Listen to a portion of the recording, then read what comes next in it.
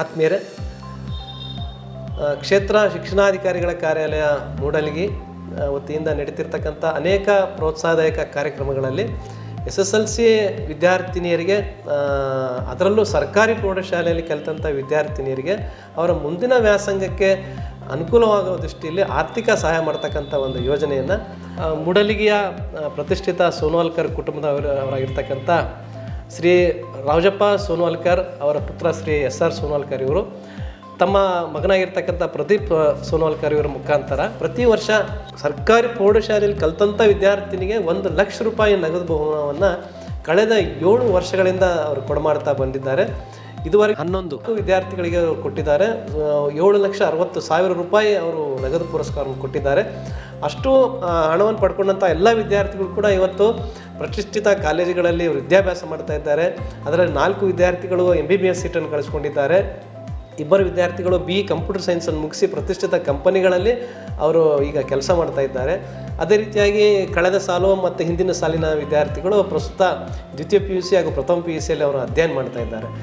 ಸರ್ಕಾರದ ಅನೇಕ ಪ್ರೋತ್ಸಾಹದಾಯಕ ಕಾರ್ಯಕ್ರಮಗಳು ಇದ್ದಾಗಿಯೂ ಕೂಡ ಅದರ ಜೊತೆಯಲ್ಲೇ ಅದಕ್ಕೆ ಸಪೋರ್ಟಿವ್ ಆಗಿ ಇಂಥ ಒಂದು ಆರ್ಥಿಕ ಸಹಾಯ ಮಾಡೋ ಮುಖಾಂತರ ಇಲಾಖೆಗೆ ತಾವು ಬಹಳ ಉತ್ತಮವಾದ ಒಂದು ಸಪೋರ್ಟನ್ನು ತಾವು ನೀಡಿದ್ದೀರಿ ಸರ್.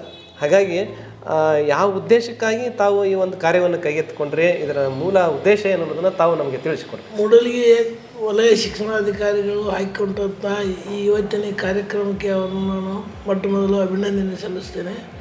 ನಂತರ ನಾವು ಸತತ 7 ವರ್ಷಗಳಿಂದ ಒಂದು ಸ್ವಾತಂತ್ರ್ಯೋತ್ಸವ ದಿನದಂದು ಈ SSLCಯಲ್ಲಿ ಈ ವಲಯಕ್ಕೆ ಪ್ರಥಮ ಬಂದಂಥ ಮಹಿಳಾ ವಿದ್ಯಾರ್ಥಿನಿಯರಿಗೆ 1 ಲಕ್ಷ ಅವರಿಗೆ ಪ್ರೋತ್ಸಾಹಧನವನ್ನು ಕೊಡಲು ಪ್ರಾರಂಭಿಕವಾಗಿ 7 ವರ್ಷದಿಂದ ನಾವು ಕೊಡ್ತಾ ಇದ್ದೇವೆ. ಯಾಕಪ್ಪ ಅಂತಂದರೆ ನಮ್ಮ ತಂದೆಯವರು ಸ್ವಾತಂತ್ರ್ಯ ಸೇನಾನಿಗಳು, ಅವರ ಸ್ಮರಣಾರ್ಥ ನಾವು ಇದನ್ನೊಂದು ಬಡ ಹುಡುಗರಿಗೆ, ಬಡ ಬಾಲಿಕೆಯರಿಗೆ ಅವರ ವಿದ್ಯಾಭ್ಯಾಸಕ್ಕೆ ಅನುಕೂಲ ಆಗಲಿ ಅಂತ ಹೇಳಿದ ಇದೊಂದು ಕಾರ್ಯಕ್ರಮಗಳನ್ನು ಸತತ 7 ವರ್ಷದಿಂದ ಮಾಡಿಕೊಂಡು ಬರ್ತಾ ಇದ್ದೇವೆ. ಇದೇ ಪ್ರಕಾರ ಮುಂದುವರಿಸ್ತೇವೆ. ಈ ನಮ್ಮ ತಂದೆಯವರ ಹಾದಿಯಲ್ಲಿ ನಾವು ಸಾಗಬೇಕಂತ ಒಂದು ದೃಢ ಸಂಕಲ್ಪ ಮಾಡಿಕೊಂಡು ನಾವು ಈಗ ಈ ಕಾರ್ಯಕ್ರಮ ಮಾಡ್ತಾ ಇದ್ದೇವೆ. ಸತತ ಮೊದಲಿನಿಂದ ಹೇಳ್ಬೇಕಂದ್ರೆ ಮೊದಲು ಅವರು ಒಂದು ಈ ಪೂರ್ವದಲ್ಲಿ ಕೊಡ್ತಾಯಿದ್ರು, ಸಣ್ಣ ಗಿಫ್ಟ್, ಪುಸ್ತಕ, ಪಾಟಿ, ಪೆನ್ಸಿಲ್ ಕೊಡ್ತಾ. ಅದೇ ಪ್ರಕಾರ ನಾವು ನಮ್ಮ ಮಗ ಅಂದರೆ ನಮ್ಮ ಚಿರಂಜೀವಿ ಡಾಕ್ಟ್ರಾಗಿ ಈಗ ಆಸ್ಟ್ರೇಲಿಯಾದಲ್ಲಿ ಉಂಟು. ಅವ ಏನಂದ ಒಂದಿನ ಅದನ್ನು ಇದರಾಗಿ ನಾವು ಕೊಡಲು ಒಂದು ಸ್ಮರಣಾರ್ಥ ಅವ್ರದ್ದು ಉಳಿಲಿ ಅಂತೇಳಿ ಒಂದು ಇದನ್ನ ಹೇಳಿದ್ಲೆ ನಾವು ಅಂತೇಳಿ ಅವಾಗ ಪ್ರೋತ್ಸಾಹ, ಅವಾಗ ಎಲ್ಲಿ ಒಂದು ಇದು ಬಂತು ಅವರ ಇದರಿಂದ ನಾವು ಕೊಡಲು ಶುರು ಮಾಡಿದ್ವು. ಈಗ ನಾವು ಕೊಟ್ಟಂಥ ಹುಡುಗರಿಗೆ ನಾವು ಕೊಟ್ಟದ್ದೇನಿದಾಗೋದಿಲ್ಲ, ಆದರೆ ಅವರೆಲ್ಲ ಒಂದು ಅದರ ಸದುಪಯೋಗ ಮಾಡ್ಕೊಂಡು ಈಗ ಒಬ್ಬೊಬ್ರು ಇದೇ ಹೇಳಿದಂಗೆ ಸರ್ ಹೇಳಿದಂಗೆ IIT, ಮೆಡಿಕಲ್ಲು, BA ನರ್ಸಿಂಗ್, ವಿವಿಧ ಒಂದು ವಿದ್ಯಾರ್ಜನೆ ಮಾಡಿಕೊಂಡು ಅವರು ತಮ್ಮ ಜೀವನವನ್ನು ಸಕಾರಾತ್ಮಕ ಮಾಡ್ತಾರೆ ಅಂತೇಳಿ ನಾನು ಆಸೆ ಮಾಡ್ತೀನಿ. ಇದೇ ಪ್ರಕಾರ ಮುಂದುವರಿಸ್ತೀವಿ. ಎಲ್ಲ ಬಡ ಹುಡುಗರಿಗೆ ಇದೊಂದು ಭಾಳ ಉಪಯೋಗ ಐತಿ. ಆ ಪ್ರಕಾರ ಇನ್ನೂ ಹೆಚ್ಚಿನ ದಾನಿಗಳು ಕೊಡಲಿ, ಅವರು ತಮ್ಮ ಇದರಲ್ಲಿ ಕೊಡಲಿ ಅಂತೇಳಿ ನನ್ನ ಆಸೆ. ಇದೇ ಪ್ರಕಾರ ಎಲ್ಲರೂ ಇದ್ದವ್ರು ಈಗೇನು ಇದನ್ನೇನು ತೊಗೊಂಡು ಹೋಗಂಗಿಲ್ಲ, ನಾವೆಲ್ಲರೂ ಒಂದು ಬಡ ಮಕ್ಕಳಿಗೆ ಒಂದು ಸದುಪಯೋಗ ಆಗಲಿ ಅಂತೇಳಿ ನಾನು ಆಸೆ ಮಾಡ್ತಾರೆ ಅಂತೇಳಿ 2 ಮಾತು. ಸನ್ಮಾನ್ಯ ಶ್ರೀ SR ಸೋನ್ವಾಲ್ಕರ್ ಅವರಿಗೆ ನಮ್ಮ ಇಲಾಖೆ ಪರವಾಗಿ, ಬಹಳ ಮುಖ್ಯವಾಗಿ ನಮ್ಮ ಕ್ಷೇತ್ರ ಶಿಕ್ಷಣಾಧಿಕಾರಿಗಳಾದಂಥ ಶ್ರೀ ಅಜಿತ್ ಮನ್ನಿಕೇರಿ ಸಾಹೇಬರು ಭಾಳಷ್ಟು ಕಾಳಜಿ ವಹಿಸಿ ಸರ್ ಹತ್ರ ರಿಕ್ವೆಸ್ಟ್ ಮಾಡಿಕೊಂಡು ಈ ಒಂದು ಯೋಜನೆಯನ್ನು 7 ವರ್ಷಗಳ ಕಾಲ ಭಾಳ ವ್ಯವಸ್ಥಿತವಾದ ರೀತಿಯಲ್ಲಿ ಮುಂದುವರ್ಕೊಂಡು ಬರಲಿಕ್ಕೆ ಅವರು ಕೂಡ ಸಹಾಯ ಮಾಡಿದ್ದಾರೆ. ಇಲಾಖೆ ಪರವಾಗಿ ತಮಗೆ ಧನ್ಯವಾದಗಳು ಸರ್.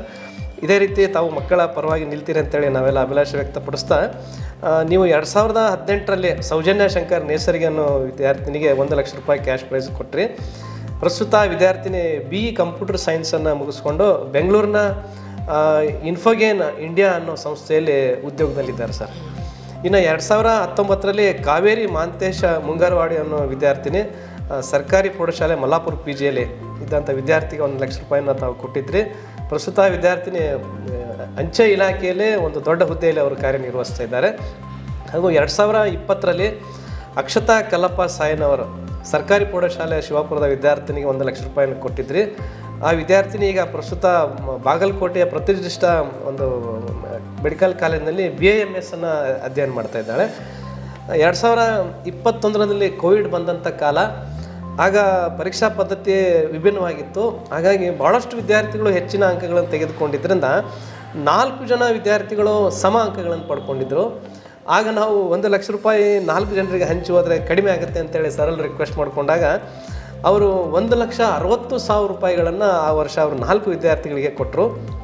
ಅದರಲ್ಲಿ ನೋಡ್ರಿ, ಪ್ರಜ್ವಲ್ ಲಕ್ಷ್ಮಣ್ ಮಗದುಮ್ ಅನ್ನೋ ವಿದ್ಯಾರ್ಥಿ ಮೊರಾರ್ಜಿ ದೇಸಾಯಿ ವಸತಿ ಶಾಲೆ ಕಲ್ಲೋಳಿಯಲ್ಲಿ ಅಧ್ಯಯನ ಮಾಡ್ತಿದ್ದ. ಆತ ಈಗ ಪ್ರಸ್ತುತ ಖರಗ್ಪುರ್ನಲ್ಲಿ IITಯಲ್ಲಿ ಆತ ವಿದ್ಯಾಭ್ಯಾಸ ಮಾಡ್ತಾ ಇದ್ದಾನೆ. ಅದಕ್ಕೆ ತಮ್ಮ ಪ್ರೋತ್ಸಾಹದಾಯಕ ಹಣ ಕಾರಣ ಆಗಿದೆ ಸರ್. ಬಹಳ ಬಡತನ ಇದ್ದಂಥ ವಿದ್ಯಾರ್ಥಿ ಸರ್ ಇವ.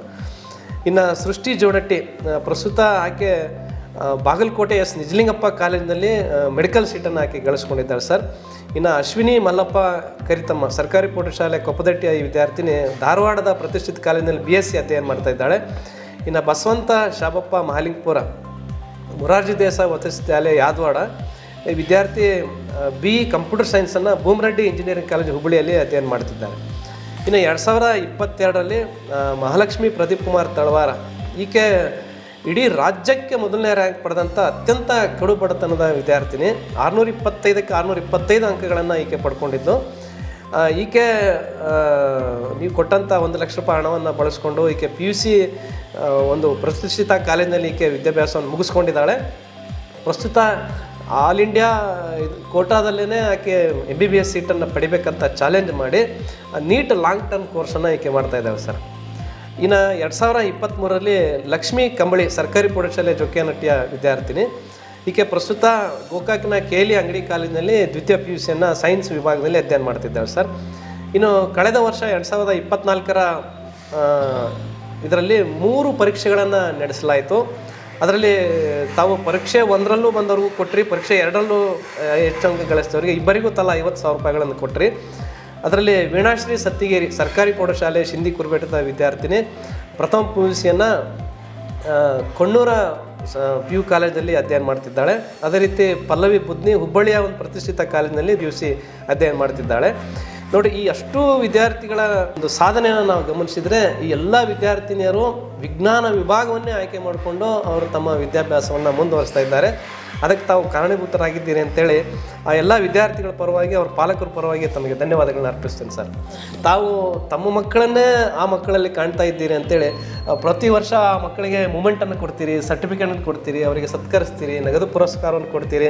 ಇದೊಂದು ಬಹಳ ಎಲ್ಲ ಸಮುದಾಯದವರು ಎಲ್ಲ ಇದನ್ನು ಪ್ರೇರಣೆಯಾಗಿ ತೆಗೆದುಕೊಂಡು ಇಂಥ ಮಕ್ಕಳಿಗೆ ಉತ್ತೇಜನ ಕೊಡ್ತಕ್ಕಂಥ ಸಾಹಸವನ್ನು ಧೈರ್ಯವನ್ನು ಅವರು ಕೂಡ ಮಾಡಲಿಕ್ಕೆ ತಾವು ಪ್ರೇರಣೆಯಾಗಿದ್ದೀರಿ ಸರ್. ಧನ್ಯವಾದಗಳು. ಇದೇ ಸಂದರ್ಭದಲ್ಲಿ ಒಂದು ಖುಷಿಯ ವಿಚಾರ ಅಂತ ತಾವು ಹೇಳಿದರೆ, ತಮ್ಮ 2 ಮೊಮ್ಮಕ್ಕಳು ಕೂಡ ಮೆಡಿಕಲ್ ಸೀಟನ್ನು ಗಳಿಸ್ಕೊಂಡಿದ್ದಾರೆ ಅಂತೇಳಿ. ಆ ದೇವರು ಆ 2 ವಿದ್ಯಾರ್ಥಿಗಳಿಗೆ ಉನ್ನತವಾದಂಥ ವಿದ್ಯಾಭ್ಯಾಸ ಮಾಡಲಿಕ್ಕೆ ಎಲ್ಲ ಆಶೀರ್ವಾದ ಮಾಡಲಿ ಅಂತೇಳಿ ನಾನು ದೇವರಲ್ಲಿ ಪ್ರಾರ್ಥಿಸ್ಕೊತೀನಿ ಸರ್. Thank you. ಇನ್ನೊಂದು ನನಗೇನೋ ಒಂದು ಸಂತೋಷ ಅನಿಸುತ್ತೆ ಅಂದರೆ, ಇದೇ ಬಸವರಾಜ ಸಾಹೇಬರು ಹೇಳಿದ್ರು, ಎಲ್ಲ ನಾವು 2017ರಿಂದ 18ರಿಂದ ಕೊಟ್ಟಂಥ ಒಂದೊಂದು ವರ್ಷಕ್ಕೊಂದೊಂದು ಬಡ ವಿದ್ಯಾರ್ಥಿ ಕೊಟ್ಟು 1 ಲಕ್ಷ ರೂಪಾಯಿ ಅದನ್ನು ಎಲ್ಲರೂ ಸದುಪಯೋಗ ಮಾಡ್ಕೊಂಡಾರೆ ಅಂತೇಳಿ ನನಗೆ ಭಾಳ ಸಂತೃಪ್ತಿ ಅನ್ನಿಸ್ತೈತಿ. ಅದೇ ಪ್ರಕಾರ ಇನ್ನು ಮುಂದೆ ಕೊಟ್ಟದ್ದು ಒಂದು ಸಂತೃಪ್ತಿ, ಒಂದು ಚಲೋ ಒಳ್ಳೆಯ ವಿದ್ಯಾಭ್ಯಾಸಕ್ಕಾಗಿ ಅವ್ರಿಗೆ ಅನುಕೂಲ ಕೊಟ್ಟದಂತೆ ನಮಗೆ ಹಾಗೂ ನಮ್ಮ ತಂದೆಯವರಿಗೆ ಅದೊಂದು ಆತ್ಮ ಶಾಂತಿ ಆಗುತ್ತೆ. ನಾ ಮಾತಾಡಲಿಕ್ಕೆ ಇಚ್ಛೆ ಪಡ್ತೀನಿ. ನೋಡ್ರಿ, ಈ ಒಂದು ಪ್ರೋತ್ಸಾಹದಾಯಕ ಕಾರ್ಯಕ್ರಮದ ಪರಿಣಾಮನ ಏನೋ ಗೊತ್ತಿಲ್ಲ.